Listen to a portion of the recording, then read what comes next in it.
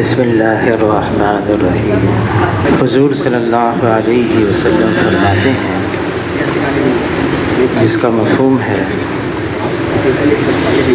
کہ انسان کے پہلو میں اس کا عظیم دشمن ہے، وہ نفس ہے۔ یہ نفس انسان کو دنیاوی لذات کے لیے ابھارتا رہتا ہے،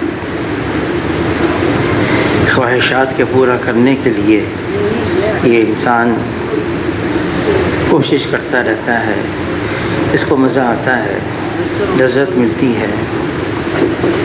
حضور صلی اللہ علیہ وسلم فرماتے ہیں، جس کا مفہوم ہے کہ مجھے اللہ نے بھیجا ہے نفس کے تزکیے کے لیے۔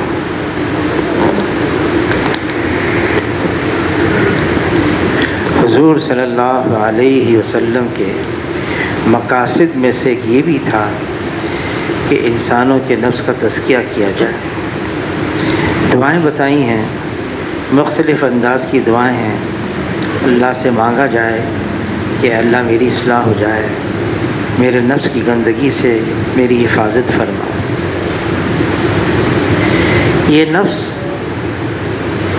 ایک تو نفس امارہ ہے جو اللہ کی نافرمانی کی طرف ابھارتا رہتا ہے، پھر ایک نفس لوامہ ہے کہ جب یہ انسان دین پر چلنا شروع کرتا ہے اور اللہ سے قرب حاصل کرنے کی فکر میں لگا رہتا ہے، جب اس سے گناہ ہو جاتا ہے، اللہ کی نافرمانی ہو جاتی ہے، تو پھر یہ اپنے آپ کو ملامت کرتا ہے، میں نے ایسا کیوں کیا، مجھے یہ گناہ کرنا نہیں چاہیے تھا۔ یہ نفس لوامہ ہے، اور اس کی اللہ نے کلام پاک میں قسم کھائی ہے نفس لوامہ کی۔ جب یہ انسان محنت کرتے کرتے اپنے نفس کو مطیع بنانا شروع کر دیتا ہے اور کافی رام ہو جاتا ہے یہ نفس، پھر یہ نفس مطمئنہ بن جاتا ہے، اللہ کے احکامات پر، اللہ کے لائے ہوئے دین پر چلنے پر یہ مطمئن ہو جاتا ہے۔ یہ سب چیزیں کیوں ضروری ہیں؟ نفس کی اصلاح کرنا اور نفس کو گناہوں سے ہٹا کر اللہ کی اطاعت اور فرما برداری میں لگانا کیوں ضروری ہے؟ یہ اس لیے ضروری ہے کہ دنیا کی زندگی تو بہرحال عارضی ہے، ختم ہونے والی ہے، اس کا اختتام ہے، اور پھر آخرت میں پہنچنا ہے، مرنا ہے، پھر اللہ کی یہاں حاضری ہے، پھر حشر کے میدان میں میزان قائم ہوگا، ترازو ہوگا، اور وہاں اعمال تولے جائیں گے۔ اگر اس انسان نے اچھے اعمال کیے ہیں، نیکیوں کے پلڑے میں ڈالا جائے گا، برے اعمال کیے ہیں تو بدی کے پلڑے میں اس کی گناہ ڈالے جائیں گے۔ جون سا پلڑا جھک جائے گا، اس حساب سے اس کے بارے میں فیصلہ ہوگا۔ نیکیوں کا پلڑا جھک گیا، فیصلہ ویسا ہوگا، برائیوں کا پلڑا جھک گیا، مسئلہ ویسا ہی ہوگا، فیصلہ ویسا ہی ہوگا۔ گناہوں سے بچنا، اس کے لیے بڑی محنت کرنی ہوتی ہے، اپنے آپ کو گناہوں سے روک کے رکھنا، اس کو نفس کا مجاہدہ کہتے ہیں۔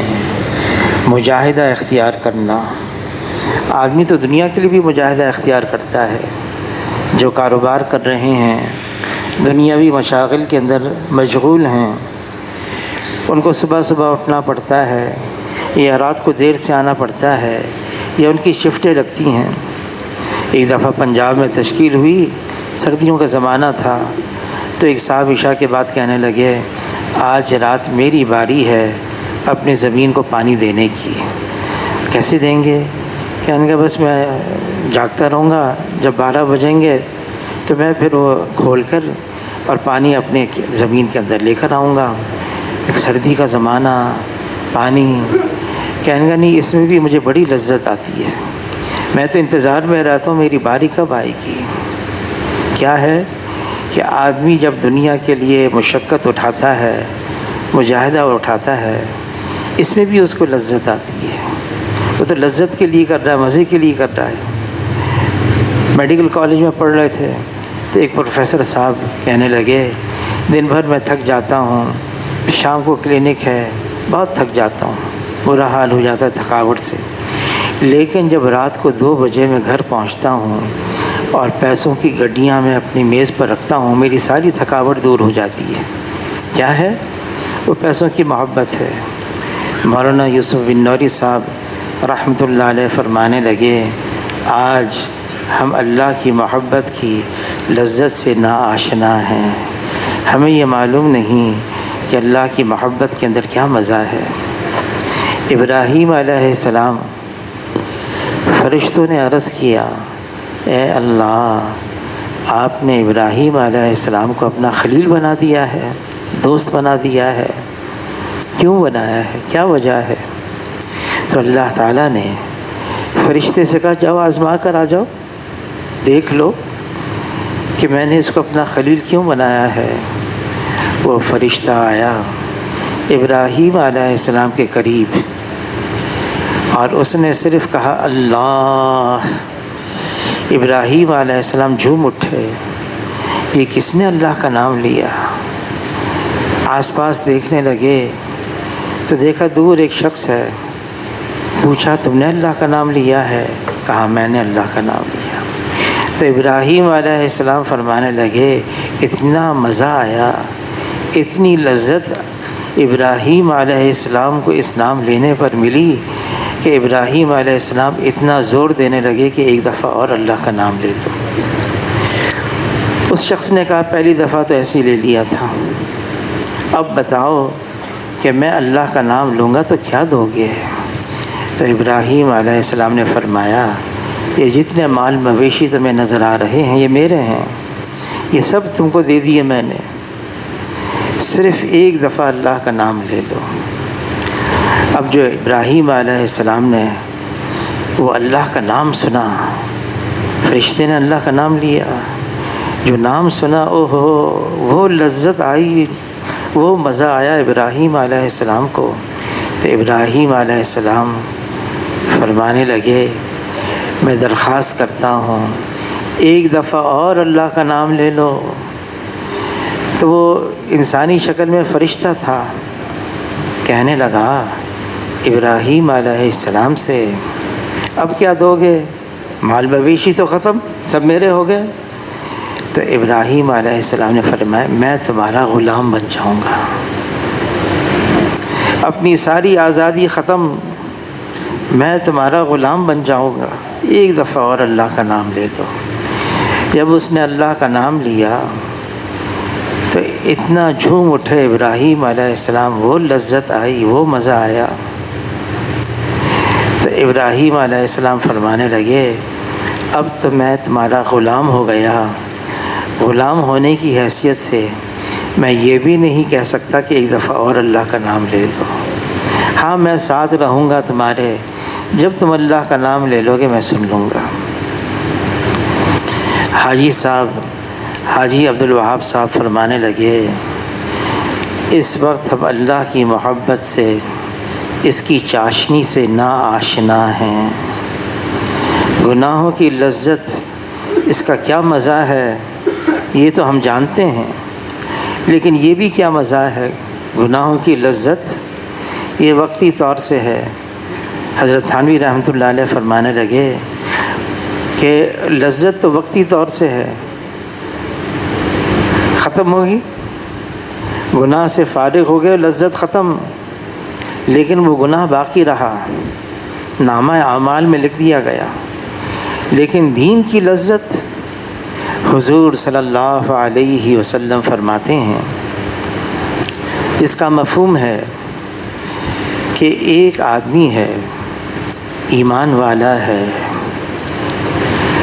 اس کے سامنے کوئی ایسی چیز آ گئی، وہ نگاہوں کی بد نگاہی کر سکتا تھا، گناہ کر سکتا تھا نگاہوں سے، لیکن صرف اس وجہ سے تقاضا بہت اٹھا، موقع ہے کر سکتا ہوں، کوئی روک ٹوک بھی نہیں ہے، کر سکتا ہوں، لیکن صرف اس وجہ سے کہ اللہ نے اور اللہ کے رسول نے منع کیا ہے، وہ اپنی نگاہوں کو روک لیتا ہے، اپنی نگاہوں کو بد نگاہی سے بچا لیتا ہے۔ حدیث میں آتا ہے، جناب رسول اللہ صلی اللہ علیہ وسلم فرماتے ہیں، جس کا مفہوم ہے اللہ تعالیٰ اس کے اندر ایسی ایمان کی حلاوت پیدا کرتے ہیں جس کی چاشنی، جس کا سرور وہ اپنے اندر محسوس کر سکتا ہے۔ اس کے ایمان میں ایسی ترقی ہو جاتی ہے، ایمان ایسی اونچی سطح پر پہنچ جاتا ہے، کیا گناہ کر سکتا تھا، روک لیا اپنے آپ کو۔ یہ نفس اللہ نے ہمیں دیا ہے، اس کو لگام دینے کے لیے، اس کو شتر بے مہار نہ چھوڑ دیں، آزاد نہ چھوڑیں۔ یہ دیا اس لیے ہے، دیکھنے کے لیے وہ کون ہے جو نفسانی خواہشات کو قابو کر سکتا ہے۔ حضور صلی اللہ علیہ وسلم فرماتے ہیں، جس کا مفہوم ہے کوئی شخص اس وقت تک مسلمان ہو نہیں سکتا جب تک کہ اس کی خواہشات اس دین کے تابع نہ ہو جائے جس کو میں لے کر آیا ہوں۔ نفسانی خواہشات سے، نفسانی خواہشات کی کوئی حد نہیں ہے۔ فرمایا جس کا مفہوم ہے خواہشات تو اتنی ہیں، ایک وادی سونے کی دے دی جائے یہ انسان دوسرے کی تمنا کرے گا، دوسری دے دی جائے یہ تیسری وادی کی تمنا کرے گا۔ فرمایا جس کا مفہوم ہے قبر کی مٹی ہی اس انسان کے پیٹ کو بھر سکتی ہے۔ خواہشات تو اتنی رکھ دی، یہاں اگر ایک خواہش انسان نے پوری کی، ایک جذبہ پیدا ہوا، چلو یہ گناہ کر لو، اس کی لذت حاصل کر لو، تو کیا یہ خواہش پہ دب جائے گی؟ کیا یہ جو اس کو مزہ آیا یہ ختم ہو جائے گا؟ نہیں، پھر تمنا اٹھے گی، پھر اندر سے تقاضا اٹھے گا کہ نہیں، اب کہ اس دفعہ اور کرنا ہے، اور کرنا ہے۔ ایک گناہ دوسرے گناہ کو کھینچتا ہے، اور جب انسان گناہوں کا عادی بن جاتا ہے، عادت ہو جاتی ہے، اس کی طبیعت ثانیہ بن جاتی ہے، اس کے مزاج کے اندر یہ گناہ آ جاتا ہے، پھر اگر یہ چھوڑنا بھی چاہے، اس سے الگ ہونا بھی چاہے، بڑا مشکل کام ہو جاتا ہے۔ کیا ہے؟ اس کی عادت بن گئی، اس کے مزاج میں بات آ گئی۔ فرمایا اگر تم یہ سنو کہ پہاڑ اپنی جگہ سے ہل گیا، یقین کر لینا۔ یہ سنو آدمی کی عادت بدل گئی، یہ یقین نہ کرنا۔ جو چیز انسان کی عادت میں آ جاتی ہے، لیکن پھر بھی گناہوں کی زندگی چھوڑنی ہے، کیوں؟ کیا وجہ ہے؟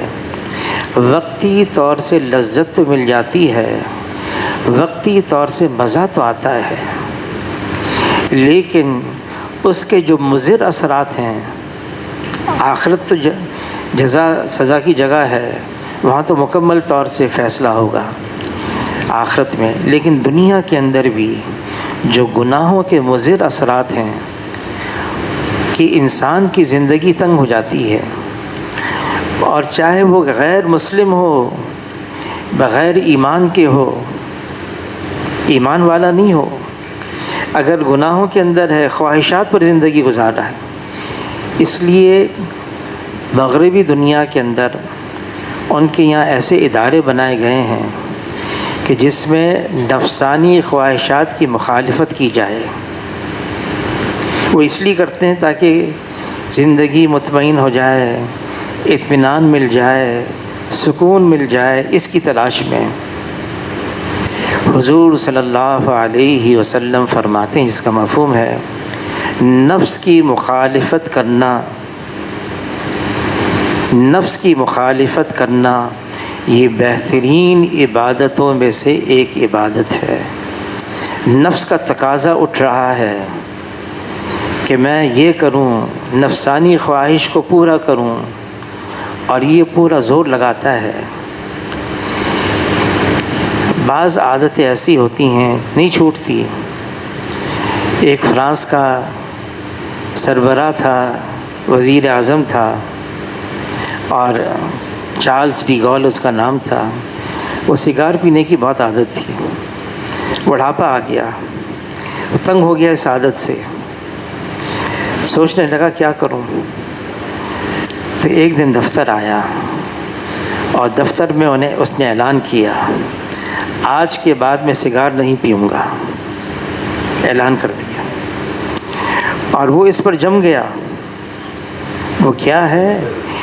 انسان کے اندر اللہ نے کیسا ہی کیوں نہ ہو یہ ضرور رکھا ہے، اس کے اندر ایک حوصلہ، ایک ایسی ہمت رکھی ہے، اگر وہ چاہے، اگر وہ ہمت استعمال کرے تو وہ گناہوں سے توبہ کر کے اس کو چھوڑ سکتا ہے۔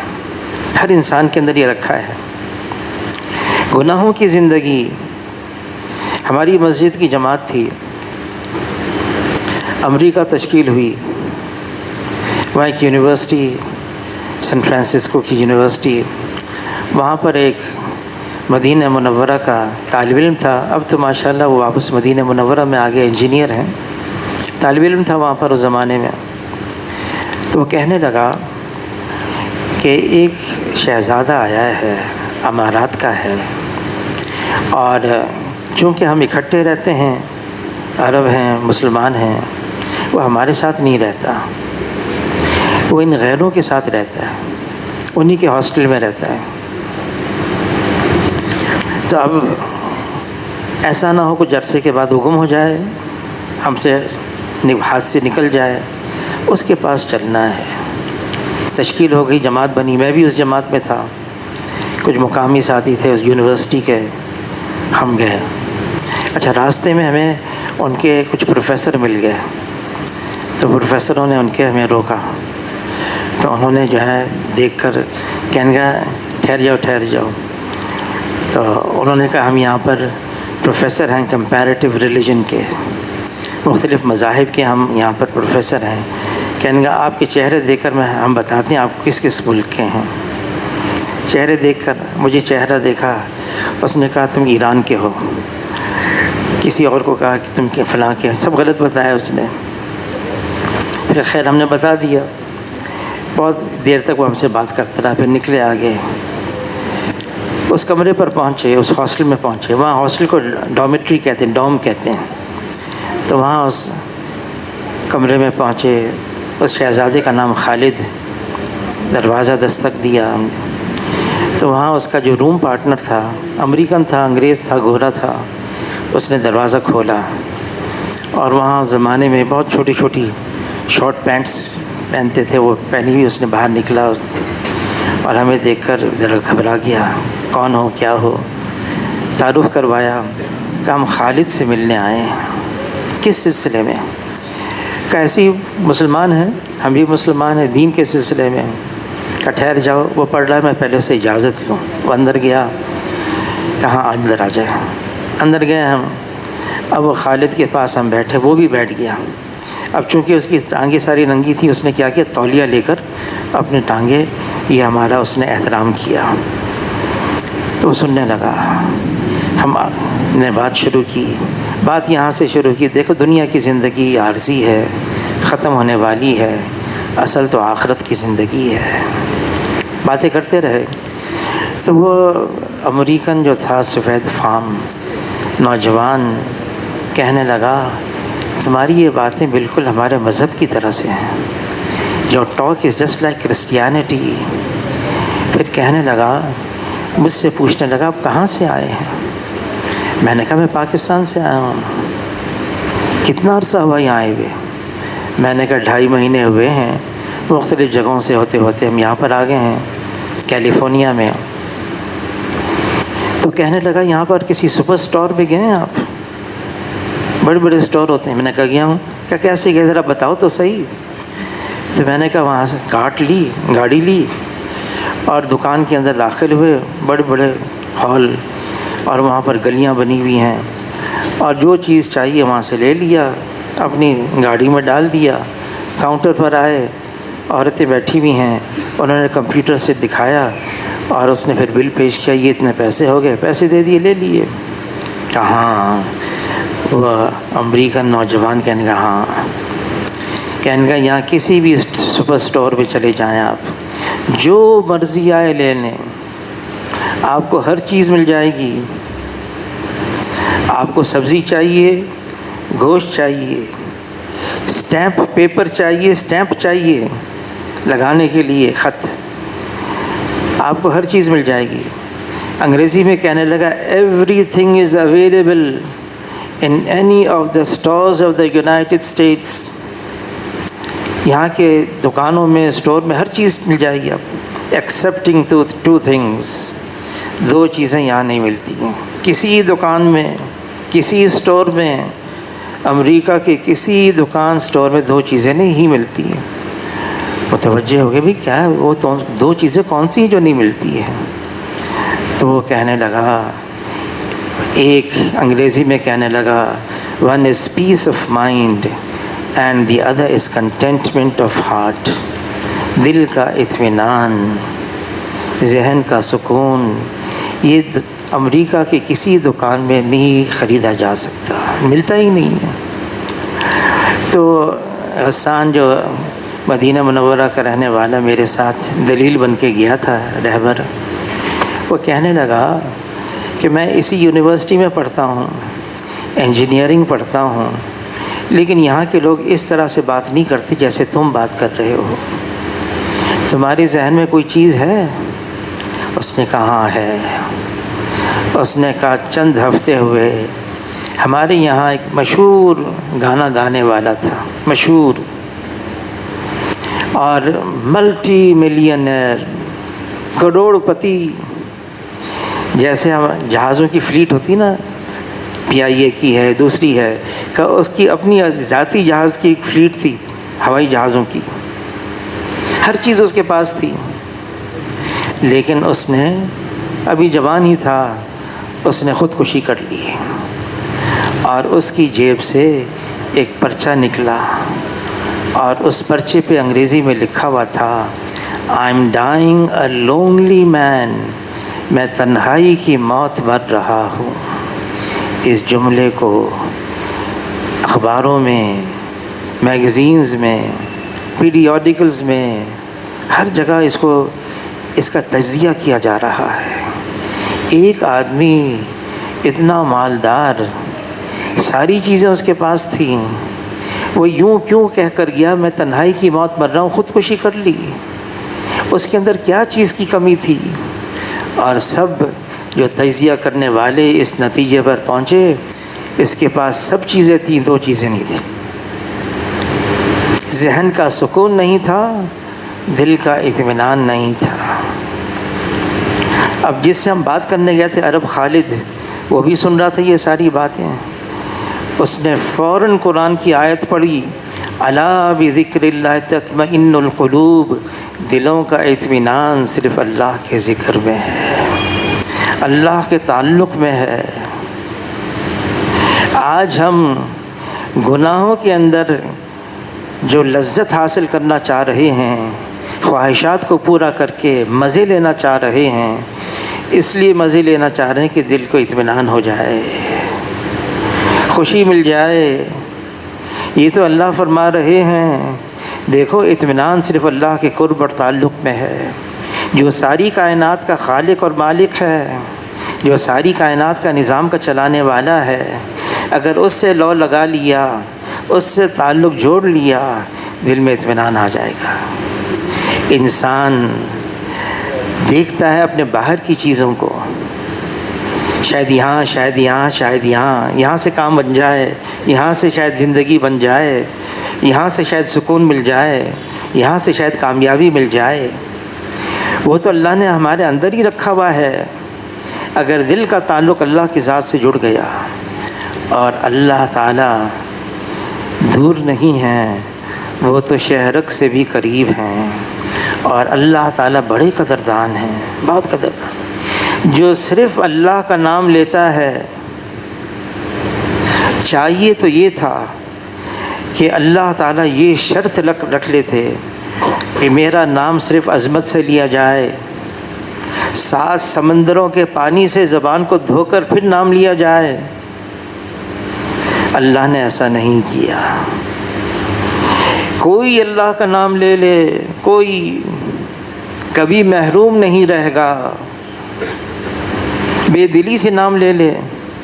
وہ مشہور قصہ ہے نا، بت پرست صنم اپنے بت کے آگے صنم صنم کی تسبیح پڑھتا تھا، صنم صنم صنم، بس نیند کا جھونکا آ گیا، صنم کے بجائے نکل گیا صمد۔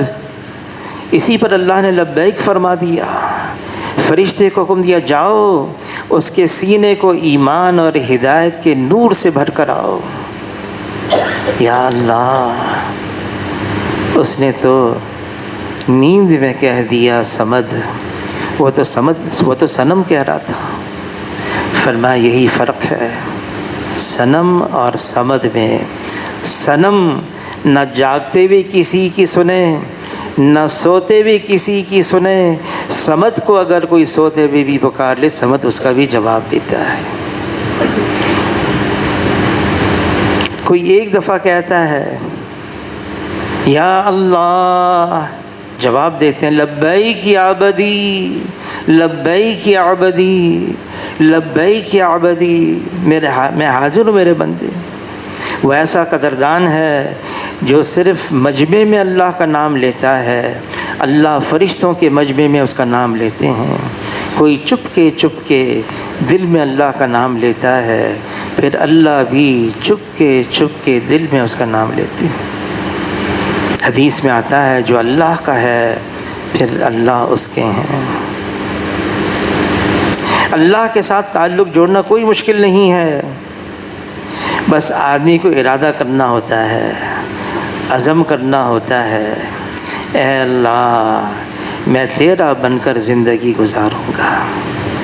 عزم کر لے، اس عزم پر ہی اللہ کا فیصلہ آ جاتا ہے۔ جو صرف ایک بالشت اللہ کی طرف بڑھتا ہے، اللہ ایک ہاتھ اس کی طرف بڑھتے ہیں۔ جو ایک ہاتھ اللہ کی طرف بڑھتا ہے، اللہ 2 ہاتھ اس کی طرف بڑھتے ہیں۔ کوئی چل کر آتا ہے، اللہ کی رحمت دوڑ کر اس کو تھام لیتی ہے۔ کسی نے کہا ہم مائل بکرم ہیں، کوئی سائل ہی نہیں، اللہ تو انتظار میں ہیں، منتظر ہیں، اللہ نے تو بنایا اسی لیے ہمیں۔ وَمَا خَلَقْتُ الْجِنَّ وَالْإِنسَ إِلَّا لِيَعْبُدُونَ، وہ تو اپنے لیے بنایا اللہ نے ہمیں۔ کوئی اللہ کا بن کر تو دکھائے۔ زیادہ اس میں کوشش نہیں، مجاہدہ ہے، لیکن اللہ تعالیٰ وعدہ فرماتے ہیں وَالَّذِينَ جَاهَدُوا، جو صرف مجاہدہ اختیار کرتا ہے اللہ کے لیے۔ مجاہد کس کو کہتے ہیں؟ حضور صلی اللہ علیہ وسلم فرماتے ہیں اصل مجاہد وہ ہے جو گناہوں کو چھوڑ کر اللہ کی اطاعت والی زندگی کی طرف آئے۔ یہ اصل مجاہد ہے، یہ اصل ہجرت ہے، یہ بہت بڑی ہجرت ہے۔ گناہوں والی زندگی چھوڑ کر اللہ کی اطاعت اور فرما برداری والی زندگی پر آ جائے۔ آدمی نے صرف عزم کیا ہے، ابھی نیت ہی کی ہے میں کروں گا، اللہ وعدہ فرماتا والذین جاہدوا فینا لنہدینہم سبلنا۔ علماء حضرات فرماتے ہیں لام تاکید، نون تاکید، اس نے کوشش شروع کر دی اللہ کی طرف بڑھنے کی، اللہ کا بننے کی، گناہوں کو چھوڑ کر اللہ کی اطاعت اور فرما برداری والی زندگی اپنانے کی۔ اس نے صرف اب کوشش شروع کی ہے۔ لام تاکید، نون تاکید، ضرور بر ضرور۔ حضرت تھانوی رحمۃ اللہ علیہ فرماتے ہیں کہ اس کا مطلب تو یہ ہے کہ اللہ ہاتھ پکڑ کر اس کو ہدایت کے راستوں پر لگائیں گے۔ یہ حضرت تھانوی رحمۃ اللہ نے لکھا ہے۔ اس نے نیت کر لی، عزم کر لی۔ گناہوں والی زندگی سے آدمی اتنا تنگ ہو جاتا ہے، بندے اور اللہ کے درمیان گناہوں کی وجہ سے دوری پیدا ہو جاتی ہے، پردہ حائل ہو جاتا ہے، حجاب آ جاتا ہے، بندے اور اللہ کے درمیان گناہوں کی وجہ سے بعض گناہ ظاہری ہیں، بعض گناہ باطنی ہیں اندر کے، بعض گناہ اکیلے کے ہیں تنہائی کے، اور بعض گناہ کھلم کھلا کے ہیں۔ ہر گناہ کے اپنے مضر اثرات ہیں، بہت مضر۔ ظاہری گناہ، چلو یہ تو گناہ ہے، اس کو آدمی بھی سمجھتا ہے میں نے گناہ کر لیا۔ بعض باطنی گناہ ایسے ہیں، اندر کسی کے خلاف نفرت کا جذبہ، انتقام کا جذبہ، بدلہ لینے کا جذبہ، کسی کو حقیر سمجھنا، اپنے آپ کو اونچا سمجھنا، یہ گناہ ہیں، یہ باطنی گناہ ہیں۔ اور بعض باطنی گناہ ایسے ہوتے ہیں کہ انسان پھر اللہ کی صفت غفاری سے دور رہتا ہے، اس کی بخشش نہیں ہوتی۔ کیوں؟ اس کے گناہ ایسے ہیں، باطنی گناہ۔ بعض تنہائی کے گناہ ایسے ہیں، حضرت شیخ الحدیث مولانا زکریا صاحب رحمۃ اللہ نے لکھا ہے، تنہائی کے گناہوں کی وجہ سے انسان بعض اوقات اپنے ایمان سے بھی ہاتھ دھو بیٹھتا ہے۔ اللہ ہماری حفاظت فرمائے۔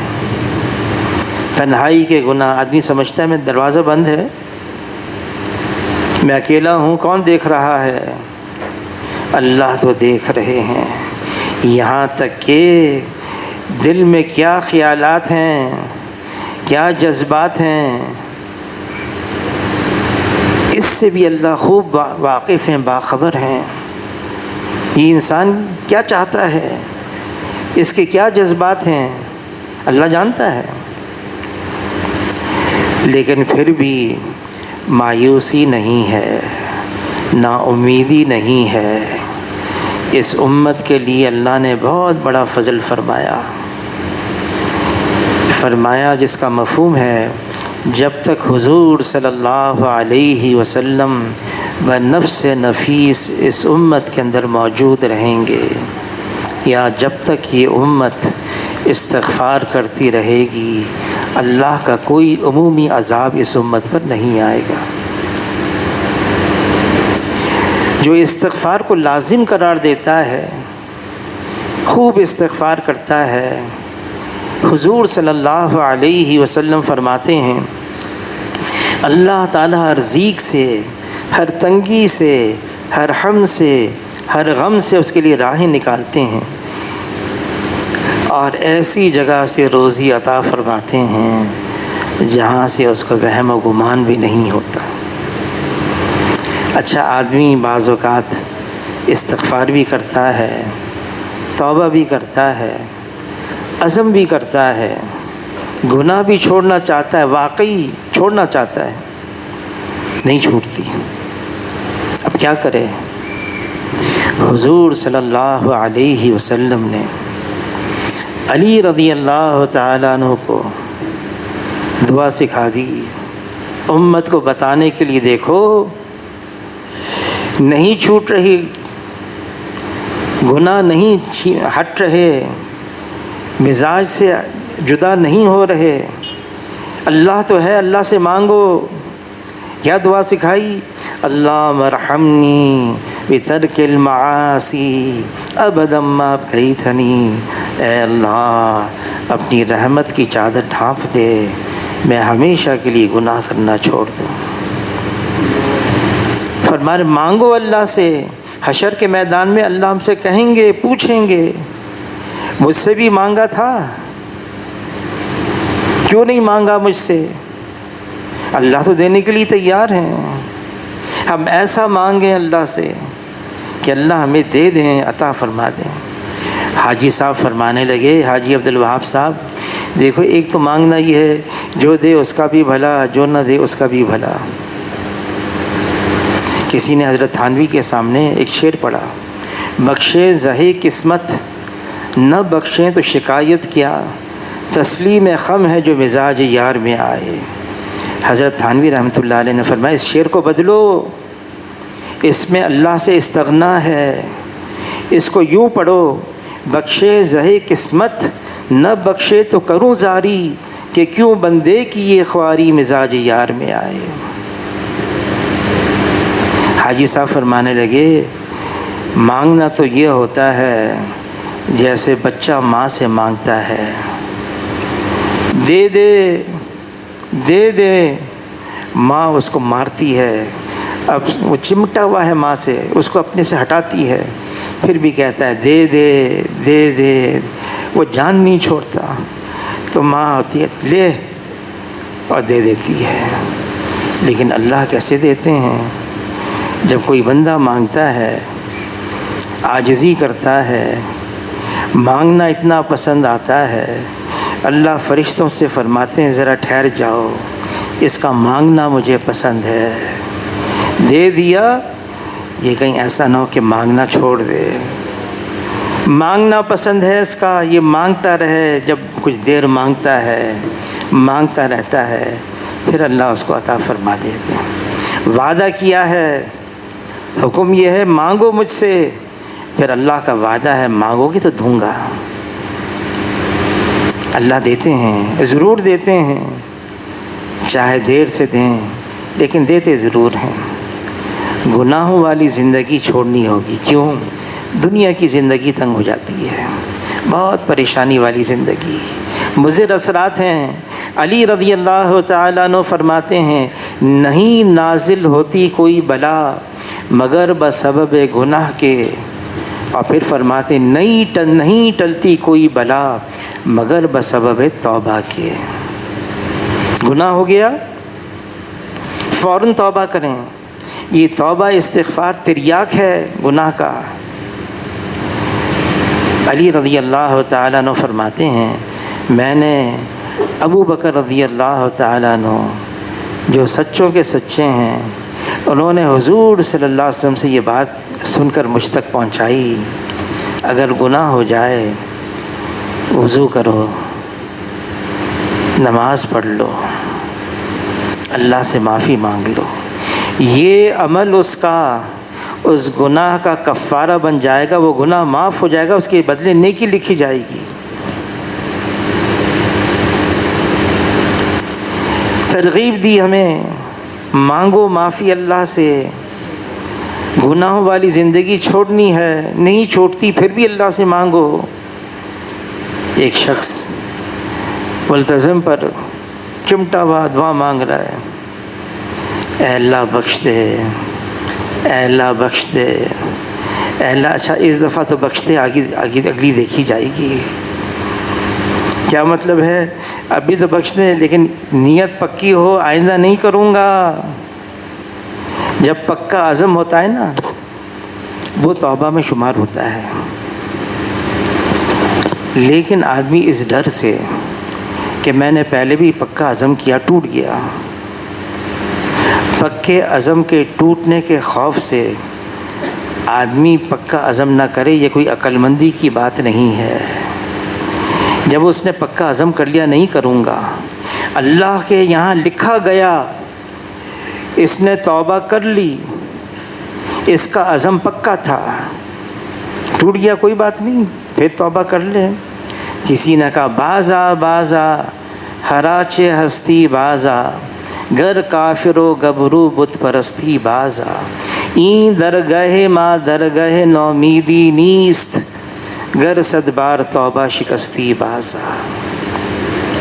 اگر تم نے 100 دفعہ توبہ کر کے توڑ دیا پھر توبہ کر لو، پھر اللہ سے معافی مانگ لو۔ اللہ کے دربار میں نا امیدی نہیں ہے۔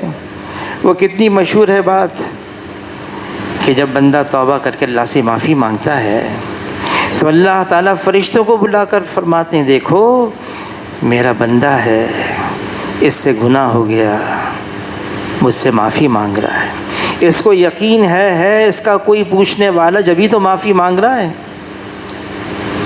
گواہ رہنا میں نے اس کو معاف کر دیا۔ اللہ معاف کر دیتے ہیں۔ وہ پھر جاتا ہے جب تک کہ اس کے مقدر میں گناہوں سے دوری ہوتی ہے، دور رہتا ہے، پھر نفسانیت، شہوانیت، بشریت غالب آ جاتی ہے، پھر گناہ ہو جاتا ہے، پھر اللہ سے معافی مانگتا ہے، اے اللہ معاف کر دے، عزم تو پکا تھا لیکن کیا کروں، پھر ہو گیا، معاف کر دے۔ اللہ تعالیٰ پھر فرشتوں سے فرماتے ہیں کہ دیکھو اس نے گناہ کیا، معافی مانگی، میں نے معاف کر دیا، پھر گیا، پھر اس سے وہی گناہ ہو گیا، پھر معافی مانگ رہا ہے، گواہ رہنا، پھر میں نے اس کو معاف کر دیا، پھر جاتا ہے، پھر جب تک اللہ چاہتے ہیں گناہوں سے بچا رہتا ہے، پھر جب گناہ ہو جاتا ہے پھر توبہ کرتا ہے، پھر معافی مانگتا ہے، پھر اللہ فرشتوں سے فرماتے ہیں گناہ کیا تھا، توبہ کی، معاف کیا، پھر گناہ کیا، توبہ کی، معاف کیا، پھر اب گناہ ہو گیا ہے، پھر توبہ کر رہا ہے، معافی مانگ رہا ہے۔ گواہ رہنا، یہ گناہ کرتے کرتے، توبہ کرتے کرتے، معافی مانگتے مانگتے تھک جائے گا، اور میں اس کو معاف کرتے کرتے نہیں تھکوں گا۔ اللہ تو ایسے ہیں۔ حاجی صاحب اتنا زور دیتے، حاجی عبدالوہاب صاحب، امت کو ابھارو اس پر، ہم توبہ کریں، ہم استغفار کریں، ہم معافی مانگیں، دل سے معافی مانگیں۔ مولانا یوسف کاندھیلی رحمۃ اللہ علیہ فرمانے لگے ہم تو گناہوں کے سمندر میں ڈوبے ہوئے ہیں، گناہوں کے دلدل کے اندر پھنسے ہوئے ہیں، ہم مانگیں اللہ سے، اور یہ بھی مانگیں اے اللہ ایسا کرم فرما، ہم پر ایسا رحم فرما، ہم گناہوں والی زندگی چھوڑ دیں اور آپ کی اطاعت اور فرما برداری والی زندگی اپنا لیں۔ یہ بھی مانگیں اللہ سے، اور صرف اپنے لیے نہیں مانگیں، ساری امت کے لیے مانگیں۔ اس وقت ساری امت ہم ایک ہی کشتی کے سوار ہیں، اب تو گناہ اتنے عام ہو گئے۔ مولانا یوسف بن نوری صاحب رحمۃ اللہ علیہ فرمانے لگے جب میں جوان تھا فضا اتنی صاف ستھری تھی، اتنی پاکیزہ تھی، مجھے غسل کی بھی حاجت نہیں ہوتی تھی۔ فرمایا بوڑھا ہو گیا، بڑھاپا آ گیا، بیوی کا انتقال ہو گیا، 70 سال کی عمر، مجھے حاجت ہے میں دوسری شادی کروں۔ فرمایا فضا اتنی آلودہ ہو گئی ہے، فضا میں اتنی گندگی آ گئی ہے، یہ ماحول اتنا زہریلا ہو گیا ہے، اللہ سے مانگنا ہوگا، اور وہ اسباب بھی اختیار کرنے ہوں گے۔ یہ نہیں کہ چلو ہم نے توبہ کر لی، معافی مانگ لی، کافی ہے، نہیں، جو گناہ کے اسباب ہیں ان سے بھی جدا ہونا پڑے گا، اللہ سے معافی مانگنی ہوگی۔ پھر ایسے بھی گناہ ہیں، حقوق اللہ، حقوق العباد ہیں، کتنوں کے حقوق ہمارے ذمے ہیں، علماء سے پوچھیں، ان کو بھی ادا کرنا ہے، وہ گناہ تو معاف ہو جائے گا، لیکن جو ذمے ہے اس کی ادائیگی کی کیا صورت ہے، وہ ہمیں علماء حضرات سے پوچھنا پڑے گا۔ ذمے نمازیں ہیں، روزے ہیں، کیسے ادا کریں؟ کسی کا کوئی حق دبا دیا، کسی کے پیسے ہیں، کسی کی اور چیز ہے، دبانے کا حق، جو حق دبائے کسی کا، وہ تو گناہ معاف ہو جائے گا، لیکن وہ تو ادا کرنے ہوں گے، وہ تو علماء حضرات سے پوچھنا ہوگا ہمیں۔ اللہ تعالیٰ ہم سب کو عمل کی توفیق عطا فرما دے۔ ہم اپنے لیے بھی دعا کریں، ساری امت کے لیے دعا کریں۔ اس وقت ہم گناہوں کے ایسے دلدل میں پھنسے ہوئے ہیں، اللہ تعالیٰ ہم سب کو ان گناہوں کے دلدل سے نکال دے، اپنی اطاعت اور فرما برداری میں اور حضور صلی اللہ علیہ وسلم کی اتباع میں ہمیں ڈال دے۔